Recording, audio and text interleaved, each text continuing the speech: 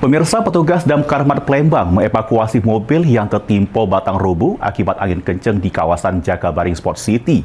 Tidak ada korban jiwa, namun mobil punya pengunjung mengalami rusak berat. Pohon tumbang ada di Jakabaring posisi. Akibat angin kencang, batang di jero kawasan Jakabaring Sport City rubuh sehingga nimpa mobil pengunjung yang lagi piknik bersama keluarganya. Damkar Mad Kota Palembang yang dapat informasi langsung nerjun ke petugas untuk mengevakuasi mobil. Pakai mesin pemotong, petugas memotong ranting batang yang nimpa mobil sehingga kaca depan, bumper, kabin pucuk sama kap mesin rusak berat. Beruntung pemilik mobil yang lagi makan-makan tidak kena timpuan batang tersebut. Insiden tersebut tidak nimbul ke korban jiwa, cuma mobil punya warga Talang Jabi Palembang baik yang rusak berat.